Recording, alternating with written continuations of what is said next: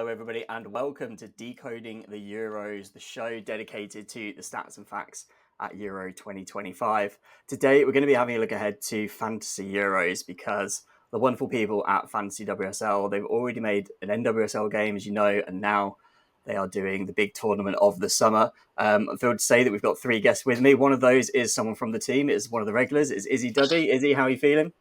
I'm feeling very good. I'm very excited, Sam, about this episode. Prepped in one of your few football shirts. Exactly. Whereas a man that has many a football shirt, Tom Maher, how are you? Yeah, too many a football shirt, I'm afraid. But yeah, I'm very well, thank you, Sam. How are you? Yeah, very well. You can't have too many a football shirt. I think I might have hit 70. My finances would disagree with you, but yeah. Yeah, true. But if you get them when they're in the sale, it's fine. And the final guest that we've got on today, returning this week, is Emily Herbert. How are you?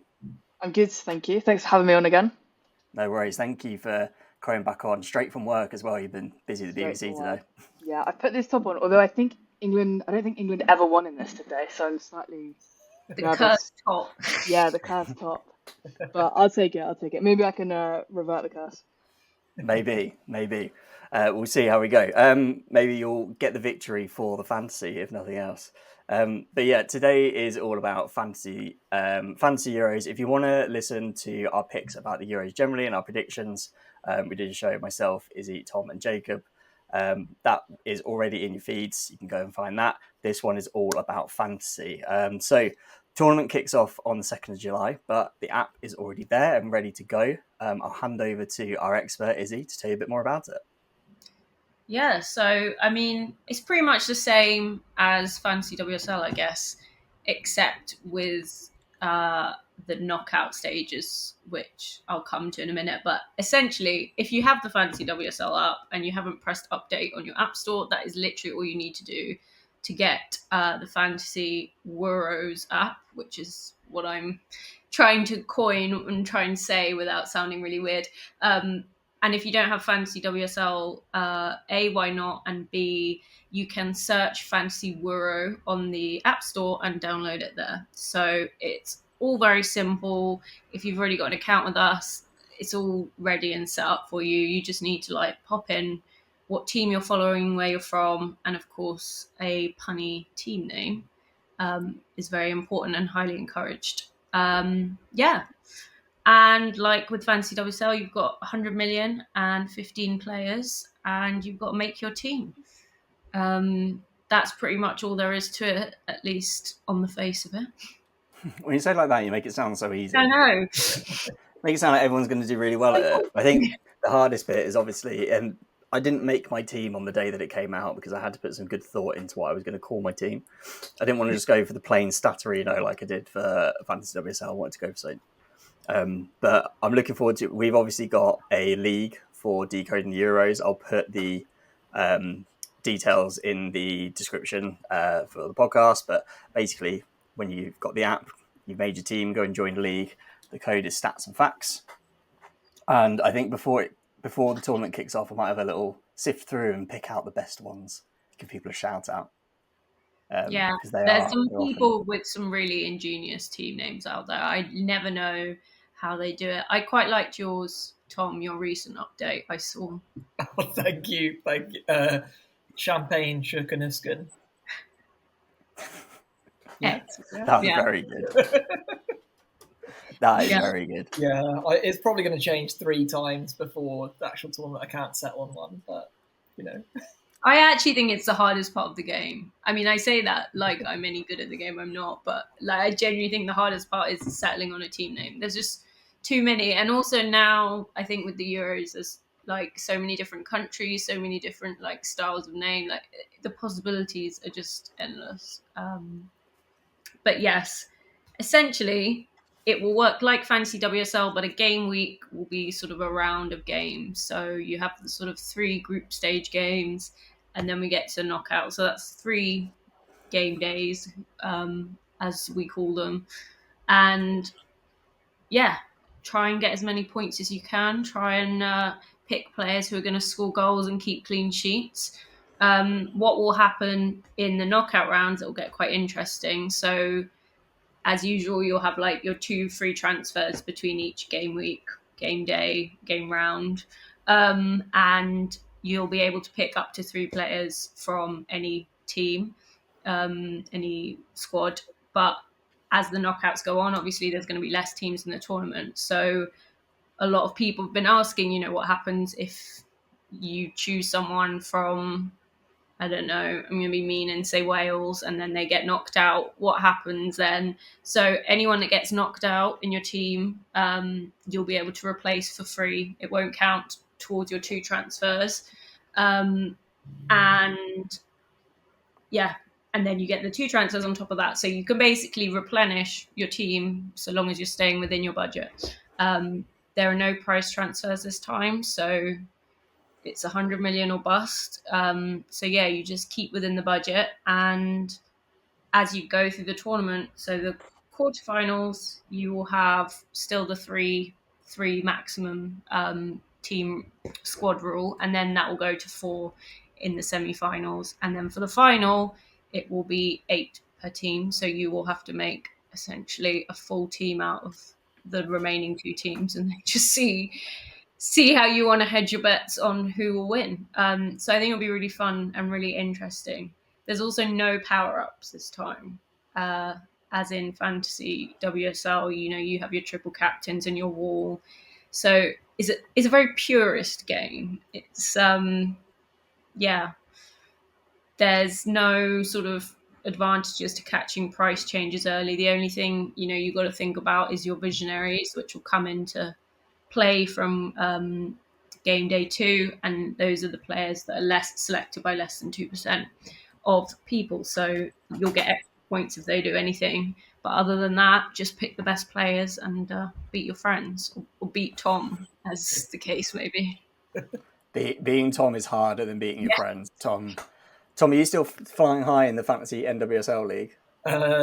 I've definitely been knocked off my perch there. I think I'm in and around the top 15, around there. But that was a fun day when I was top of the NWSL League. Took all the photos, just had a nice day out at the top of the league. And yeah, can't relate. Can't relate. I'm not quite got the knowledge that you obviously do. But then again, that's why you do the articles, as we'll come to in a bit. We're going to make some predictions or some of our sort of best picks for the tournament to give you at home basically an idea of the sort of players that you could go for, because I know that the people that listen to the show, some of you will be seasoned veterans and know more about the players in this tournament than we do, but there will also be people that are quite new to the game. There might be people that are quite new to a lot of the players because you only necessarily know WSL players. So we'll give you a bit of an insight as to what we're going to go for.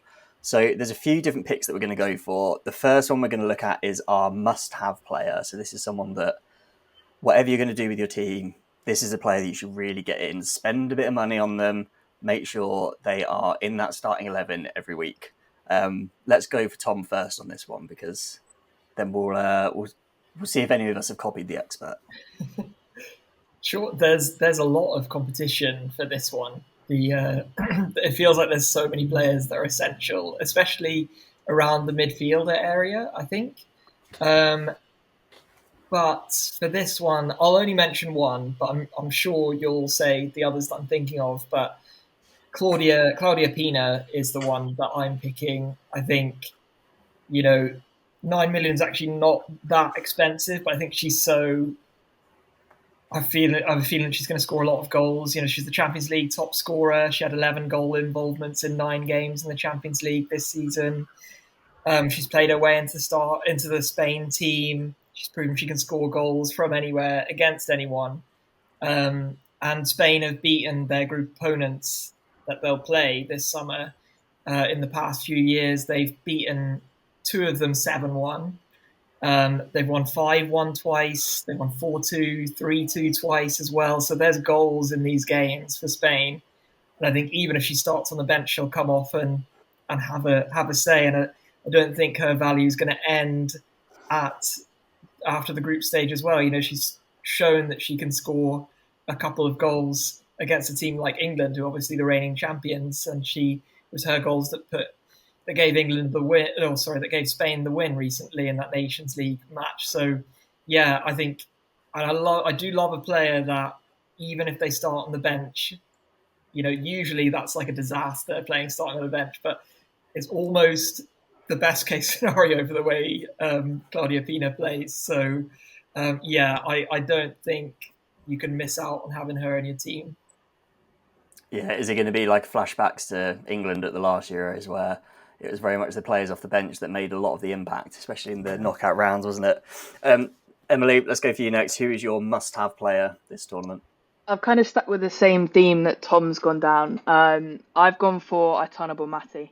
I think she's a must-have player. Obviously, she's a lot of money. She's 11 million, so expensive. But I think she's probably worth it if you look at, she's a midfielder, but she scores and assists, and she can rack up those points. And obviously, Ballon d'Or winner. She's arguably the best player in the world at the minute. She obviously plays for Spain and Barcelona, and obviously she's at the heart of everything they do going forward. And I think really she's on the end of a lot of those, say, through balls or crosses that go in and then are tapped into the back of the net. And she also plays regularly, like 90 minutes. So then there's like more points there, etc. And just, creative engine. I think she's unbelievable. So I think Spain are favourites to kind of go deep into this competition. So, if you keep her in, she's more likely to rack up the points for you too. So I think she is my must-have. Yeah, I've gone for... I actually had Bonmati down first when I started doing this. I sort of put Bonmati down, then I was like, I'll think up a reason after, because I just knew that she was going to be a player that was going to be probably my choice. But I actually ended up going for someone different, but someone that's very similar in that they're likely to get goals and assists. They're likely to play a full 90 minutes, which I think is really important, because if a player plays fantastically but comes off after 70 minutes each game, you've got that extra 20 minutes that you're just losing out on. That's an hour of football gone just in the group stage. But mine is Mariona Caldente. I think Bonmati's probably more likely to score, but I think Caldente is more likely to get on the assists. And I think overall she'll probably get some more goal involvements, is my thought process. I think Bonmati knows that she's a very good player, and she knows that this is the sort of tournament that she can shine in. Caldente is... I sort of think of it a bit like Neymar when he was at Barcelona with Messi and was always just trying to outdo him and become the main person at that club. And I think Caldente actually has a really good chance of sort of surpassing Bonmati this year. I think with the Champions League win, and if she ends up having a better Euros than Bonmati as well, she might end up getting the Ballon d'Or. And I think that's going to be enough motivation that Caldente may end up being Spain's most important player, and I think Spain are going to go probably all the way in this tournament. So Caldente is mine, even though she's 11.5 million. I think they're going to breeze the group stage and have a really good chance in the knockouts. So only one left to go. Izzy, who have you gone for? So I actually avoided Spain just because I would have also gone for Claudia Pina, but the minute situation, it just, I don't know, it worries me, and I'm not, like, by any stretch of the imagination, a sort of fancy aficionado. So I like to sort of play it safe. And I reckon that with Spain, the thing is that they have so many goal scorers that could it be evenly distributed? I don't know. I've gone for Leah Schuller. Yes, she's the most expensive player in the game, but I would argue Germany is like on par with Spain in terms of their initial fixtures. Like they've got Poland and then Denmark, I think. So they're on like insane form. And in the Nations League and the qualifiers for the Euros, Leah Schuller got, I think, 8 goals and 2 assists, which is like pretty insane.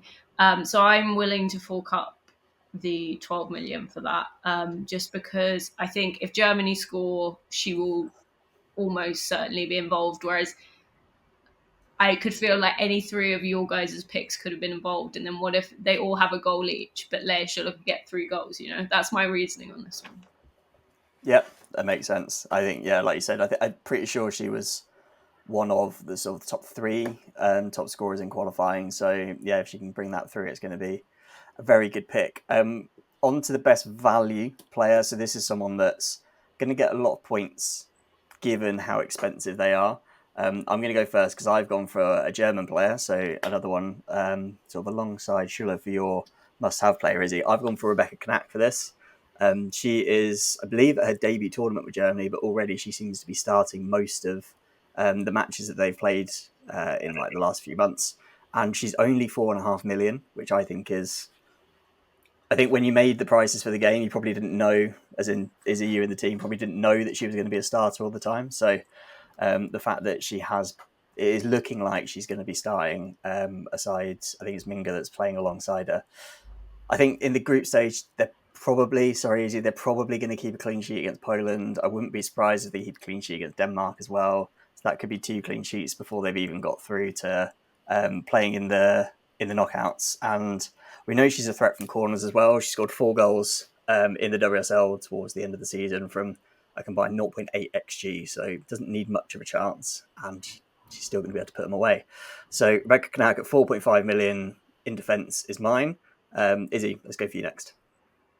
I should start with a disclaimer that I made the prices. So if I'm like, oh, this is a cheap deal, it's not me. I promise there was some actual method, and I'm just not putting all my favorite players down. Otherwise, Pyle would just be 6 million or something. I actually had Rebecca Knack as well. Yeah, I mean, she just hasn't had a chance that much compared to her teammates who have a lot of experience behind them. She's pretty fresh on the scene, which is why she's so low. But like you said, Sam, I think her heading ability as well makes her a good contender for goals. The other one I have put down actually is Grace Clinton, who similarly, I think she is 5 million, which feels really low for Grace Clinton, who is the most owned player in Fantasy WSL on average across the season. So it feels weird that she's so low, but actually, obviously, she's sort of competing with Toon in that sort of centre midfield spot. Jess Park's in the mix there. I kind of feel like she will get some decent game time.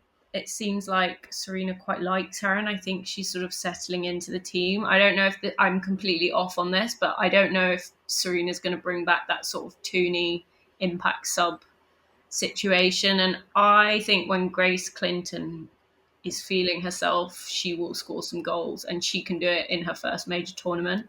So I will say, I'll say Grace Clinton at 5 million seems like a good deal if England have a good fixture. Yeah, I think they've got a tough opening fixture, obviously, against France. Then after that, it's a little bit. It sort of gets a bit easier as it goes through, doesn't it? I think they've got Wales last, but if she's cemented a place in the side by then, it could be a real steal. Emily, how about you? Who's your best value? I've gone for probably stats over anything. I've gone for Christina Girelli, so 5 million, which is one of the cheapest strikers, one of them on offer. She might not be the flashiest name, I don't think, but if you look at the stats, so since joining Juventus in 2018, she scored over 100 goals, 19 goals in 24 matches last season, and she's got more than 50 for Italy too. Now, she is on the older side. Is she 35 or around that sort of age? So obviously when she's fit, she's starting, I think she might be the go-to penalty taker still, if I'm right. I need to check that, which obviously adds more fantasy value, and I think she probably flies under the radar compared to players from Spain, Germany, England, etc. So yeah, I've gone for Girelli. I am happy that you've gone for someone like that, because she is in my team that I've made, the only Italian from a half Italian guy. She's the only one that I've put in, so I've at least stuck to my roots somewhere, and yeah, I can see that we're on the same page. It's a good point, Tom, actually. Sorry, I was just going to say, it's a good point you say about penalties, because that is something I failed to mention and actually have not considered in my own team. But obviously we have penalties potentially this time, and points will be slightly different. So a goal is worth 2 points in a penalty shootout, but if you are the goalkeeper winning the shootout, that's 6 points that you've clocked on. So yeah, in some ways, those like penalty takers, like Girelli, like Caldente, and those arguably goalkeepers are even more important if you want to get points. So it's worth having a dig into sort of who is the go-to there. That is good to know. And good to know when it gets to the quarters and the semis as well, what teams you think might get into a penalty shootout as well, and potentially more likely to pick those. I say that as if I'm going to put loads of thought into it, and then I'm probably not going to do that well anyway. Someone that probably will do a bit better is Tom. Tom, who's your best value pick? Yeah, so this was really hard to put it down, condense it, but I've gone with Jennifer Falk in goal for Sweden. She's one of the cheapest goalkeepers on the game, and she is going to be the number one for Sweden. She started every game this year for Sweden with Sakira Musovic on maternity leave. Jennifer Falk is, she really got an uncontested position there, and I think Sweden are in. They beat Denmark 6-1 recently. You'd fancy them to beat Poland as well, and then obviously Germany is always going to be tricky, but I think they could do well. So I think Jennifer Falk. And if I just mention a couple more, if you'll forgive me, but I'd say Caroline Graham Hansen at 7.5 as well, and Sandy Baltimore at 8.5 are really good value. Laura Freegang, 6 goal involvements for Germany at 5 million. Clara Matteo, 4.5 million, French attacker who got more goal involvements in the French league than anyone else. I think all of them could be good. I'm enjoying the fact that other people are saying people that I've got in my team as well, which is sort of I know when you said doing the right thing. Like, yes. Yeah.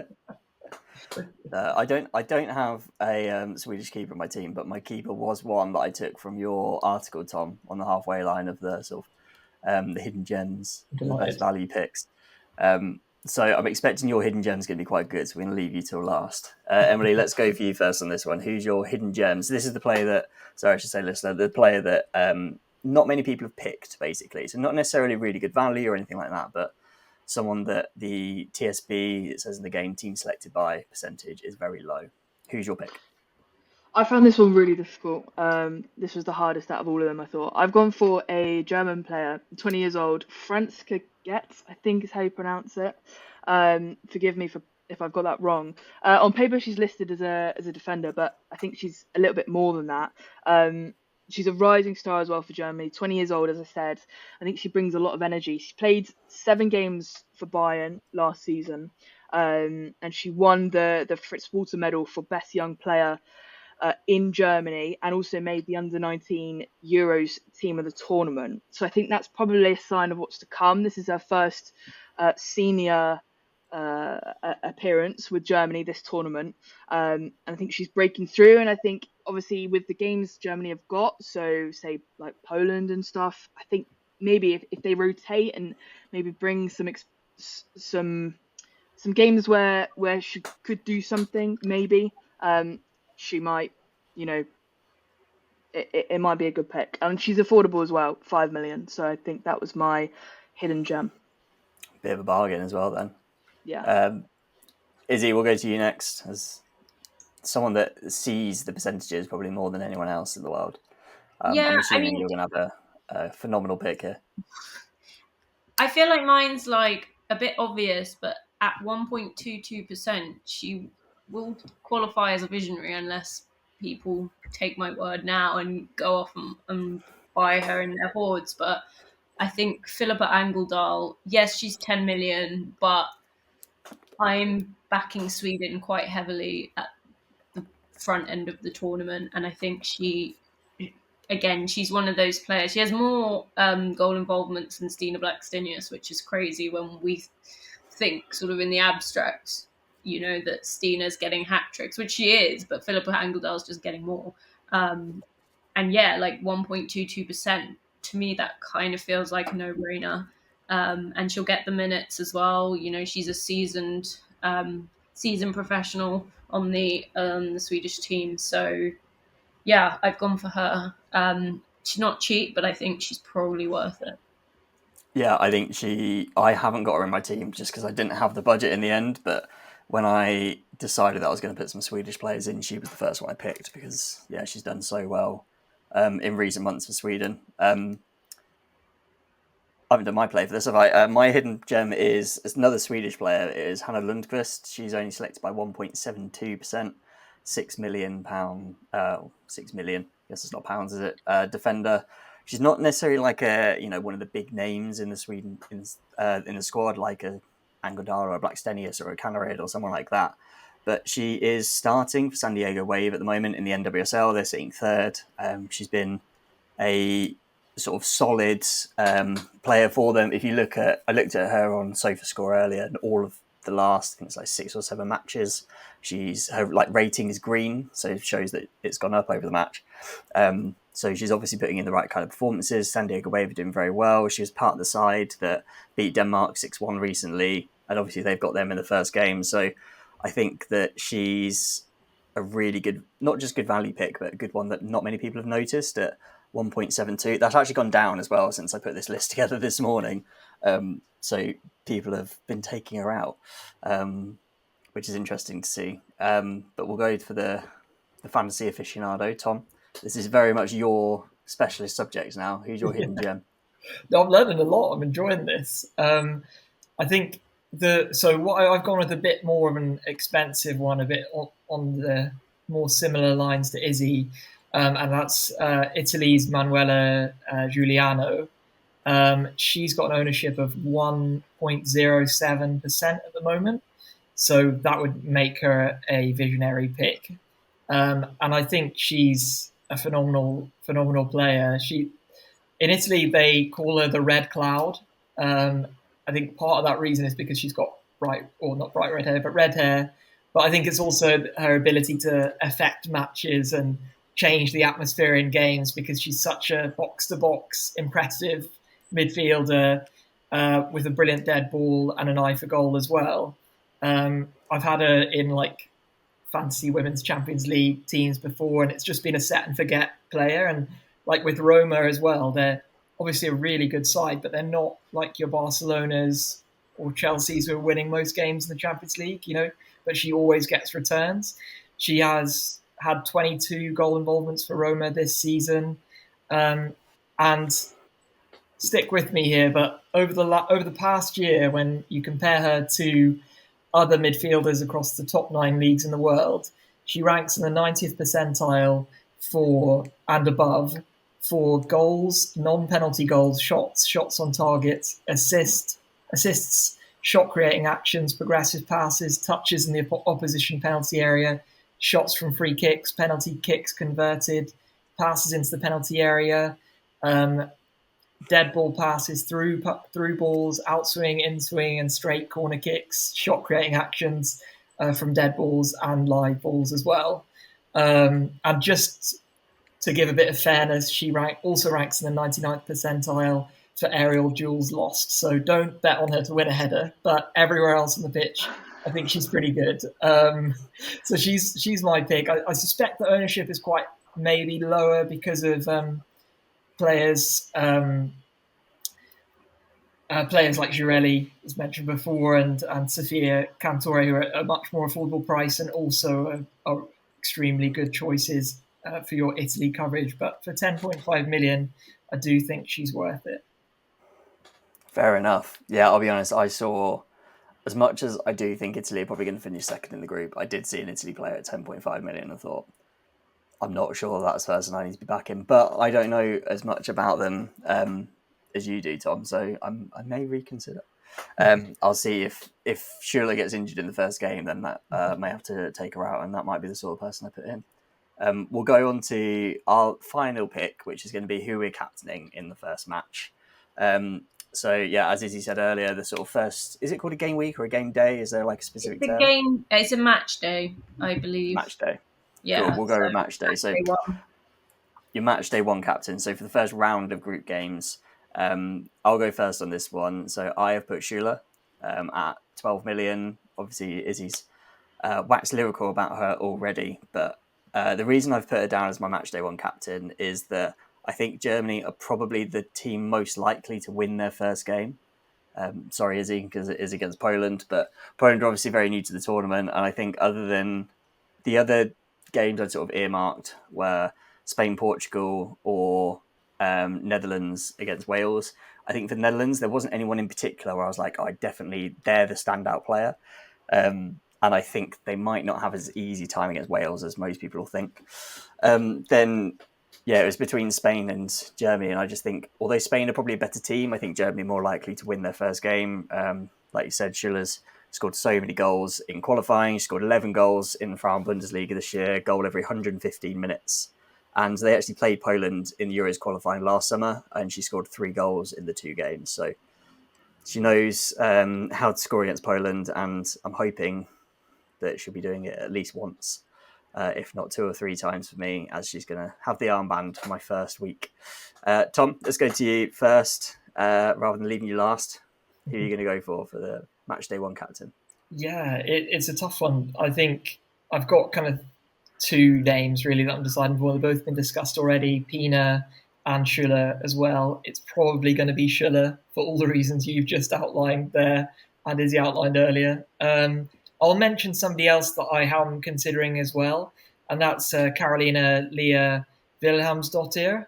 I think she's a really exciting young player. She scored a hat-trick against Switzerland in this recent Nations League campaign. She's been on loan this year at Bayer Leverkusen from Bayern Munich. She doesn't have a lot of ownership either, just 0.40%. But I think maybe more so the reason that I think about captaining her is because of the opposition they have on day one. I think that Finland are the weakest team in the competition. I think that I saw them play a couple of times a few years ago in qualifying for the World Cup, and Ireland beat them twice, and they didn't, they had a difficult end to the last Euros with a lot of controversy off the pitch. And at this, I think they had a bit of an easy run in the playoffs as well. They had Montenegro and a Scotland side that were kind of in the dregs of their stewardship under Pedro Losa as well. And this recent Nations League campaign, they failed to be promoted to League B as well. Nations League campaign, yeah, they failed to be promoted to League B. And I think that Iceland could win it comfortably. And, that's what I think you should be looking for in the group stage, trying to find those margins where it's going to be a big win. Like, that's probably why I'll go with Schüller in the end. But, yeah, I think that's worth keeping an eye on. And Finland fans, you can thank me when you top the group with 9 points after a bit off there. Yeah. Cool, very good. We'll go over to Izzy next. Who's your Matchday 1 captain? I mean, it's Schüller, but I guess now I'm going to change it because everyone's going to be captaining Schüller, and I want. This is my one chance to redeem myself and get loads of points. So maybe I will captain some. Right, maybe I'll captain Philippa Angeldal. I'll say Philippa Angeldal because Sweden have Denmark, I think, and given their recent performance against Denmark, sure, why not? Yeah, I don't think that's a bad shot. I'm really interested to see how that game goes because I think we spoke about it on the last pod that game was just as the Denmark coach was being linked with the Man City job. I think it was on that morning. So we don't know how much that affected them, or is it just that Sweden are much better and are the best team at that sort of Northern Europe sort of section. Finally, then, Emily, who's your Matchday 1 pick? No surprise, it's obviously Schüller for Germany as well. I think where she really adds potential is clean sheet potential with points and stuff. But I think she also takes the free kicks and corners, or some of them anyway. So potentially some assists or maybe even some goals in there too. Obviously in good form, and she's a new captain as well. I want to say February she was captain, got given the armband anyway for Germany. So she's obviously a nailed-on starter. And one of the highest upside defensive games, really, Germany-wise. And if you look at their opposition, I just think they're going to top it. So yeah, a nailed-on captain for me for game week 1. Yeah, I think she's going to be a real handful for probably most of the teams that they face. I think, we've said about them having Poland in the first match, but it is obviously Denmark after, and if they manage to get thrashed by Sweden again, they are going to be sort of sitting ducks for a Germany side. With one of the best forwards in the world, I think, hopefully in good form at that point. So yeah, they are sort of our little roundup of picks that we've gone for there. I don't know, we might come back to this at the end of the tournament as well and see if they're actually any good. Depends if mine are any good and if I want to include it in the running order. I'll cross that bridge when we come to it, but that's about as much as we've got time for today. Thank you, listener, for joining us. Thank you for joining Decoding the Euros. Obviously, we've rebranded for the next few weeks. If you have enjoyed today's episode, do make sure to follow or subscribe wherever you get your podcasts. You can also follow at Decoding the WSL on Instagram, and also check out the new Decoding the WSL YouTube channel. You may even be watching this podcast there. You can find all of our podcasts on there, as well as extra content like recommended recruits. There'll be more episodes of that over the summer. But yeah, other than that, thank you three for coming on. Thank you, Tom. Thank you, Izzy. Thank you, Emily. A solid second appearance for you. Thank you. Thank you for coming on. No, thank you all, and thank you again, listener, for listening or watching. And we will speak to you at the next one.